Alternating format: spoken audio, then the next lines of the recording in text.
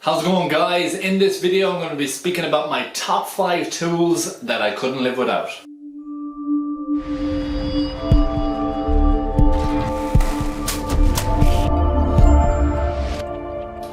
Okay, so when I say my top 5 tools that I couldn't live without, I'm speaking about tools that I bought and I just couldn't take them out of my toolbox again. Once I got them, I got so used to them and I look for them all the time that they're an essential part of my kit now. So without further ado, let's get into number 5.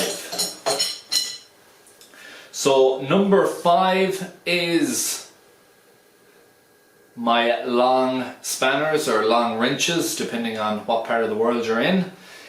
These are so useful and so handy for breaking away stubborn bolts. So ones that are a lot tighter, you need more leverage, so brake cradles or control arm ones that are stuck on there. You need a bit of room to use them, but these are a fantastic tool. I have them all the way up to, this is a 22 and a 24. I have them all the way down to a 10 and I reach for them all the time. And highly recommend, if you don't have any long spanners, to go ahead and put them in your kit. Number 4 is also a spanner. It is a flexible ratchet spanner. So this is a Blue Point. It ranges from 10 to 19 and they all are fine tooth and really nice movement on the actual mechanism themselves. They're not flopping around. The actual joint is nice, a nice tightness. You can get these ratchets and they just flop like that all the time. I've used them, I don't like them. So these are a very, very good ratchet. I have had no issue with them. Alternator, tightening up bolts on them when you're doing drive belts. Starters, I've done a removal of a fuel tank in a Holden Commodore Ute, and there was two bolts up the back that this was essential for getting it. It was like that, and I could basically just reach my hand in over the top of the tank when I was doing it. So that's number 4, highly recommended. I will be including in the description links for all of these tools. If I can't find the exact ones I have, I will just link up other ones and you can make up your own mind on which ones you want from that.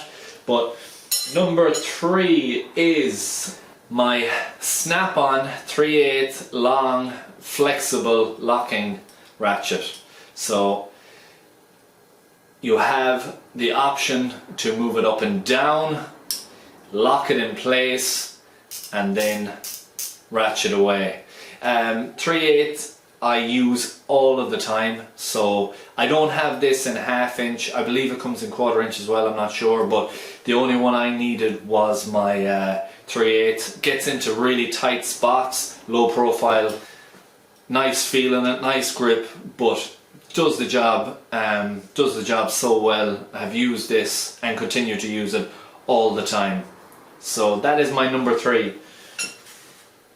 Number 2, and it is a close number 2, is my 3/8 impact electric driver. So this one here is from SP Tools. It is an SP81112 is the number on it. It's just there, if you can see that. I don't know if it zooms in. I bought this when I bought a lot of these tools when I was in Australia, but I bought this when I was in Australia. It is an Australian brand, and I think they are priced perfectly for our industry. They are designed for a professional, and they're not on the cheaper end where they're that budget range that are going to break down on you. I bought this in 2013. I use this every single undershield, air breather box, removing of rocker covers, dirt guards, all of that I use this tool for. I cleaned it up. You wouldn't think I have it coming up on 5 years, but I have, and it's running perfectly. I got this as part of a kit. I will link that in the description. I'm not sure about getting them in Europe. I think there's SP Tools Europe, but any tool truck or anything that I have around here, I haven't seen this, but I would highly recommend them. I have lots and lots of SP Tools, and if this one breaks down, I'm getting the exact same one again. even if I have to pay a bit extra for it, I will get the same again. Oh, it isn't the highest torquey one, it's 105 Newton meters is the torque, but I actually prefer that. Reason being, it doesn't break bolts. If this breaks a bolt, it was going to pretty much break anyways. It doesn't have a massive strength in it. If they're tight, I'll crack it away with my ratchet first and then just zip them out. But you can tighten them down now. You're not meant to be tightening down tin bolts with these, but you'll get away with a lot of them in under shields and stuff like that, where you don't have to worry about them, and just nip them up. Lovely trigger, nice and comfort. Highly, highly, highly recommended tool. And last, but certainly not least, is my number one. And these are tools that once I got them, I just could never go back to using the other tools that I have. It is my impact wobble joint. So I've got a 1/2 inch, 3/8, and I've got a 1/4. I'll just use my 1/2 inch. So you know the typical universal joints that you get in a kit that are crap. When you put them on, they want to just completely flex. I'll probably show a picture of the ones I'm talking about, but these ones here, recently done a job on a Transit, taking out a gear selector. The back bolts were very, very awkward. I have a video up on that. I used this to remove it, made the job so much easier, saved a ton of time. Subframes, control arms on the back of BMWs, lots and lots of ones where you just can't get that straight shot at it, and you need that angle, but you want to put on something powerful. You can't, the ratchet just isn't strong enough, so you can hook up your air gun to it, or you can hook up your cordless impact gun. You'll stick them on and bang, bang, bang, and out it comes. And I just couldn't highly recommend these enough. I got the 1/2 inch drive first.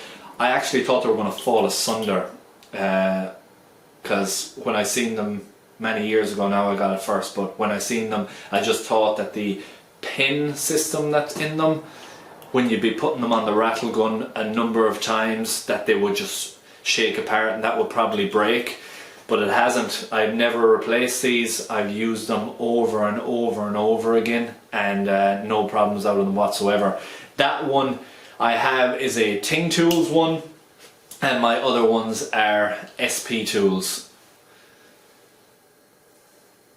And that is it. That is my number one. So that is my top 5 tools that I will not be taking out of my toolbox anytime soon. I hope you enjoyed this video. I hope you found it useful. If you did, please like, share, comment and subscribe. I will be posting links in the description for these tools or very similar tools if you want to go ahead and check those out. And I really hope to see you in the next one. Thanks for watching.